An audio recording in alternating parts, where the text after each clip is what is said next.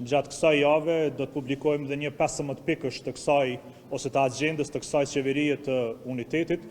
Me fjalë të tjera, këto 15 pikë do të ishin dhe 15 tema të kyçe me të cilat do të merrej kjo qeveri e unitetit.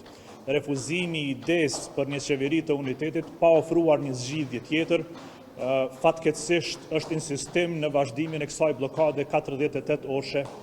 Dhe kjo blokadë ose vazhdimi i kësaj blokade 48 orëshe fatkeqësisht por natyrisht do e çonte vendin në zgjedhje të parakohshme të reja ose të ndryshe ripërsëritje të zgjedhjeve parlamentare që patëm në shkurt, e zgjedhjet ose ripërsëritja e zgjedhjeve është gjëja e fundit që i duhet Kosovës. Kosovës tani më, siç kemi deklaruar deri tani, i duhet një qeveri e unitetit, e cila do të kishte një afat të caktuar kohor, një agjendë të caktuar. Pra, Ligia Demokratike e Kosovës në qeverinë e unitetit nuk insiston që ta udhëheq. Pra, nuk kemi emër të përveçëm për te. Por, natyra e saj, pra një qeveri e unitetit, insiston, na obligon që të gjejmë një figurë të unitetit, një figurë që na bashkon të gjithë spektrin politik për ta udhëhequr këtë qeveri.